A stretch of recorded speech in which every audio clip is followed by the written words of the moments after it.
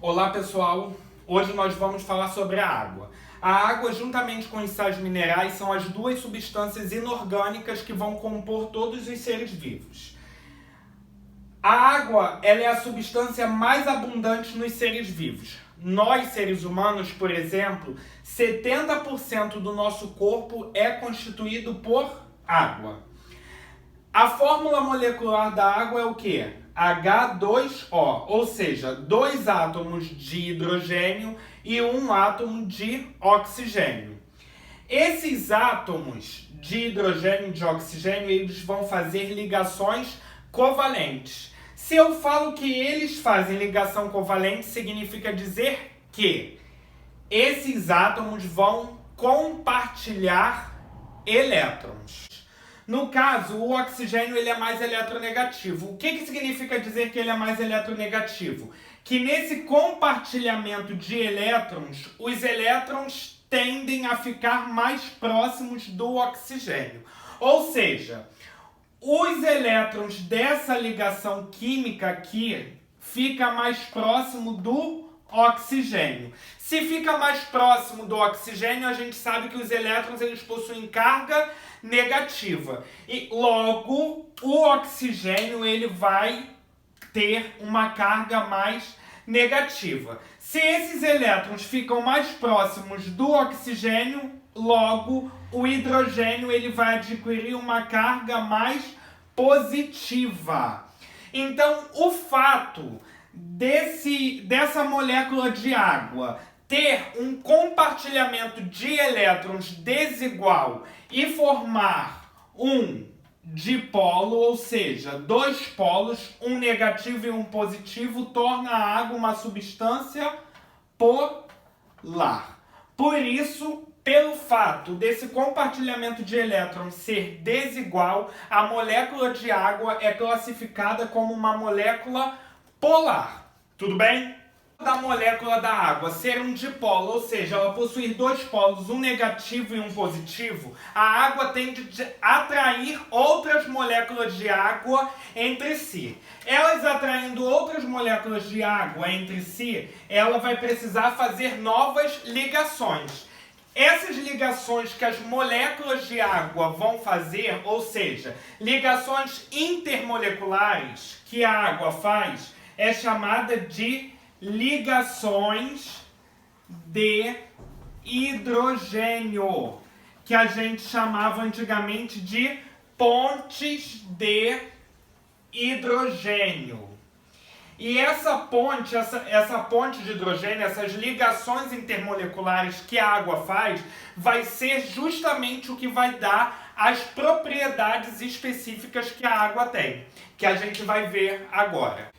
Então vamos às propriedades da água. Primeira propriedade, coesão. A propriedade de coesão é a propriedade que a água possui das suas moléculas ficarem aderidas umas às outras. Essa forte união das moléculas de água é chamada de coesão. E essa coesão, essa união entre as moléculas de água ocorre devido ao quê? Às ligações de hidrogênio que elas fazem entre si. Adesão. Adesão nada mais é do que a capacidade que a água possui de se ligar, de se unir, de se aderir a outras substâncias, a outras superfícies. Tensão superficial. Tensão superficial, as moléculas de água elas têm uma forte coesão, elas ficam muito aderidas, né? Elas ficam muito unidas devido às ligações de hidrogênio. Essa forte união entre as moléculas da água, ela forma uma tensão superficial, ela forma uma película invisível. Essa película invisível, essa tensão que a água forma, né, na sua superfície, é o que permite os insetos, o mosquito, ficar sobre a água. Outro exemplo também de tensão superficial, de você sentir a tensão superficial. Quando você vai pular na piscina que você não sabe dar aquele pulo e você dá aquela barrigada. A dor que você sente na barriga, a vermelhidão, sua barriga fica vermelha. Por que você sente isso? Por conta dessa tensão superficial da água. Capilaridade. Capilaridade nada mais é do que a capacidade que a água possui de se deslocar pelas paredes de tubos finos. Exemplo de capilaridade: as plantas que sugam água do solo e essa água consegue chegar até as folhas. Isso ocorre devido à capilaridade da água. Gente, vamos lá, outra propriedade da água. Alto calor específico. O que é calor específico? É a quantidade de energia em calorias, de energia térmica que eu tenho que fornecer para a água para que ela altere a sua temperatura.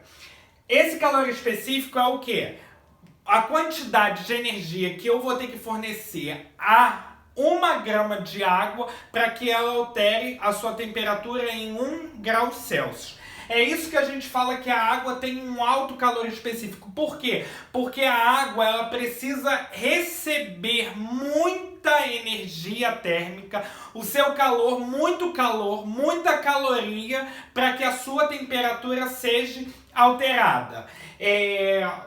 Vamos dar um exemplo claro. Se você coloca uma panela no fogão, uma panela de água para a água ferver. Às vezes você vai lá, tá lá fazendo outra coisa, você vai e encosta o braço na panela, queima o braço e a água ainda nem ferveu, nem alterou muito a sua temperatura. Isso ocorre por quê? Porque a quantidade de calor que você tem que fornecer à água para que a sua temperatura seja alterada, para que a água ferva, para que a água mude de estado físico, é muito maior do que o calor específico do ferro da panela. Aquele ferro da panela, o alumínio da panela, ele aquece, ele altera a sua temperatura muito mais rápido do que a água que está dentro daquele recipiente. Vamos lá, gente. A água também vai fazer parte de algumas reações químicas que ocorrem no nosso organismo. Nós vimos que todas as reações químicas que ocorrem no nosso organismo a gente chama de metabolismo. Existem 2 tipos de metabolismo: anabolismo ou catabolismo. Anabolismo são todas as reações de produção, de síntese. E catabolismo são todas as reações de quebra, de degradação. Vamos lá. Quando que a água participa, na verdade, de alguma produção de alguma molécula? Vamos dar o exemplo de que uma proteína, nós vamos fazer uma proteína. Nós sabemos que a proteína ela é formada por vários aminoácidos. Vamos chamar esse aminoácido de A e aminoácido B. Aminoácido B. Para que haja a produção dessa proteína, a gente vai ter que juntar esses 2 aminoácidos, o A e o B. Quando a gente junta esses 2 aminoácidos, fica uma proteína AB. E também forma uma molécula de água. Quando ocorre a liberação, a formação também de uma molécula de água, quando a gente está produzindo, sintetizando uma molécula nova, uma substância nova, um composto novo, a gente fala que ocorreu uma síntese por desidratação. Por desidratação. Agora vamos dizer que eu tenha me alimentado dessa proteína AB. Eu comi uma carne que tem essa proteína. Vamos lá. Para eu quebrar essa proteína e liberar esse aminoácido, o aminoácido A e o aminoácido B, que formam essa proteína, para ser absorvido no meu organismo, para eu digerir essa proteína, eu vou ter que o quê?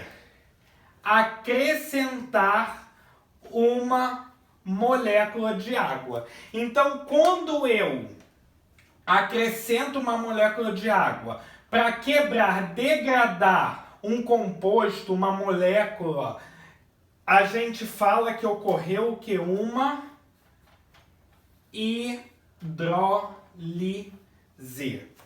Hidro significa o quê? água. Lise significa o quê? Quebra. Então, é a quebra de alguma molécula através da água. Gente, vamos lá agora terminar de ver as funções da água. Nós vimos a primeira função, que ela participa o quê? Da regulação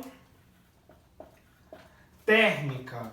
Ou seja, através da água nós conseguimos regular a nossa temperatura corporal, certo? Nós vimos também que a água participa de reações químicas.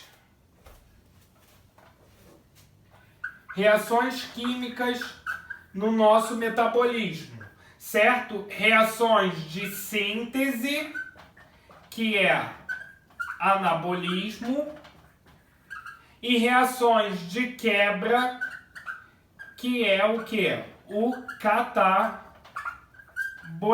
certo? Que ocorre dentro do nosso organismo. A água também é considerado o quê? O solvente universal. Ou seja, a água tem uma grande capacidade de dissolver substâncias. Por que ela tem essa alta capacidade? Porque nós vimos aqui que a água ela possui dois polos. O polo positivo, que é a parte do hidrogênio, e o polo negativo, que é o do oxigênio. Então ela vai conseguir dissolver íons, substâncias que tenham carga positiva e substâncias que tenham carga negativa. Por isso ela também é chamada de dipolo e tem esse alto poder de dissolução. Outra função que a água vai ter é o quê? O de transportar